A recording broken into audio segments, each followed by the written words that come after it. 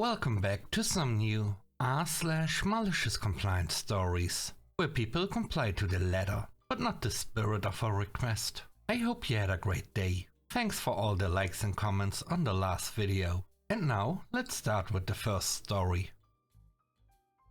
It's called Strict Working Times.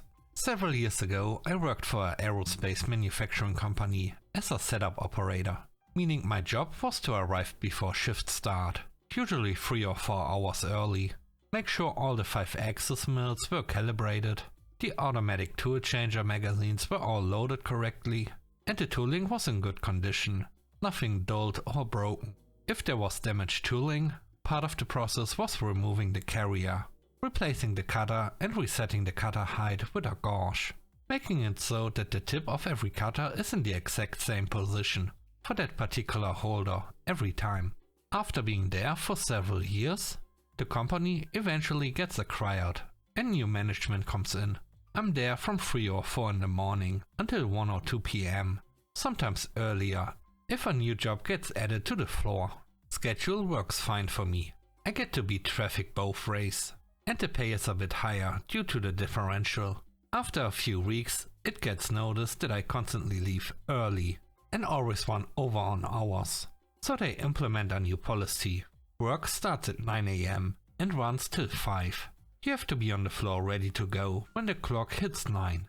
I try to explain to my new boss exactly why I leave early, but he's more concerned about numbers and cash flow than what I actually do there. So fine, you want 9 to 5? I'll work 9 to 5.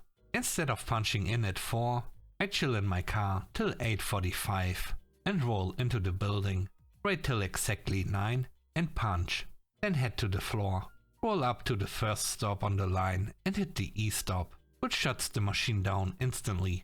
I tell the operator this hasn't been set up yet and they need to wait till it's ready. Head down the line and punch everyone I pass, telling them the same thing. Not ready. Go wait. I start at the end of the line with my platen and gauges and start calibrating the entire magazine, verifying everything in there is in spec and ready to be used. Get the magazine done and home the probe, so the machine knows where it is in 3D space, and move to the next. That took about 40 minutes, since I took my time. Meanwhile, the rest of the line is down. Nobody can do any work until their deck passes calibration and is certified to use. I'm partway through the second unit, when I have my new manager breathing down my neck. Why is nothing running? What's going on? Etc. I sit back on my haunches and calmly explain to him, this is my job, the one that until today I used to come in hours early to do, as to not mess with the production schedule. I need to get this done. Should be ready to start the line in another 5 or 6 hours, boss. I'm told to unlock and get the line moving. No can do. None of these machines are checked, and I'm not signing off on the certification until I'm done. Anything not certified is an instant quality control reject. So he had to choose. The plant got a day paid to do nothing. I got the new boss off my back, and he got reamed for losing a day's production.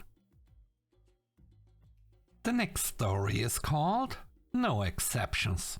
I was a developer for a large financial services company, and because we lacked many tools, I was usually tasked with building various tools, scripts, reports, etc. to help automate the environment, and really just worked around the inadequacies of our off-the-shelf tools. At my peak, I probably had around 300 apps and/or scripts in production. Due to the number of hours from leadership and to keep the lights on, I usually booked anywhere from 4 to 10 hours of overtime per week. After about a year, I got a new boss, who decided that she would ensure that I take no overtime for any reason. She proclaimed that I would only be allowed to 8 hours per day, and not a moment more. No exceptions. I wasn't a full-time employee, so I didn't have any grounds to push back. I usually started at 8, so with my 30-minute lunch, that meant my new hours were 8 to 4:30. Flash forward to later that same week. An upstream system changed their data feed, and it corrupted one of our downstream systems. Stuff like this happened often enough that I had translation tools built to resolve any of those feed-related issues. but even then, I still had to spend a few minutes figuring out what changed, in order to adjust my own code. As the operations have come to a halt, my boss and her boss are looking over my shoulder as I'm diagnosing the feed problem, which I found pretty quickly. The clock strikes 4:30 and I lock my computer, stand up from my desk and say, well, it's 4:30, that's my 8 hours, I'll see you tomorrow, and walk out. The look of confusion, rage and exasperation was just great. At this point, all of our overnight backups have stopped and will not run until I resolve things. This means a global financial institution no longer has any data backups being made for that entire night and will be completely screwed if, well, anything happens. Flash forward to the next morning as I walk to my desk at 7:56, as I made sure to never be in a situation where I could be called out as coming in late. My boss's boss is waiting for me. He directs me into his office and very calmly says, moving forward, I'll manage your timesheet and you can take as many hours as you need. I left that job about 4 to 5 months later, and the entire building was laid off about 2 months after that. Only 2 of about 200 people weren't laid off, and one of those people was the guy I hired to backfill me, as someone had to keep all the code running. The last story is called Exactly 40 Feet. As of the beginning of this year, I work in pest control, and it has been quite a pleasant experience, all things considered. I get to meet some cool people, hear old folks' wisdom, and meet lots and lots of doggos and cats. The downside are the rich snobs and the Karens. I'm not a very confrontational person, and will always try to find a middle ground where both sides are happy. However, when I am tired or just don't care, I can be a little petty. One such occasion happened around the end of July, when me and my coworkers, go to service a home.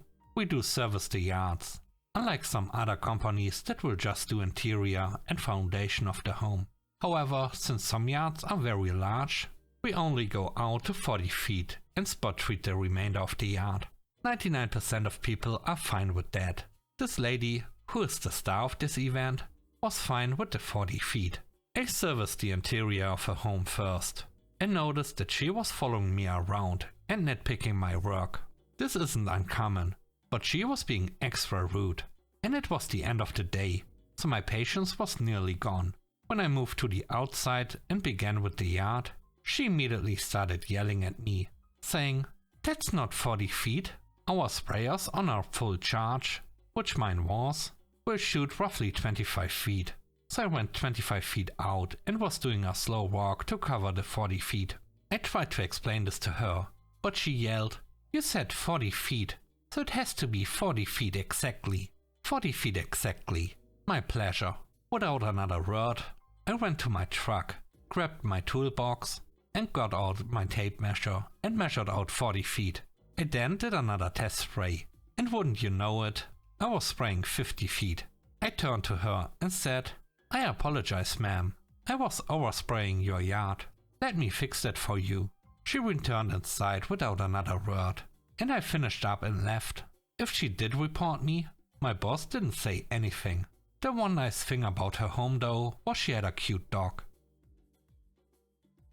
Thanks for watching the video to the end. I hope you enjoyed it. If you did, please don't forget to leave a like, comment and subscribe. And if you have time, watch another one of my videos. Also, if you want to support me further, check out the channel membership or Patreon. And now I hope you have a great day. See you soon. Bye bye.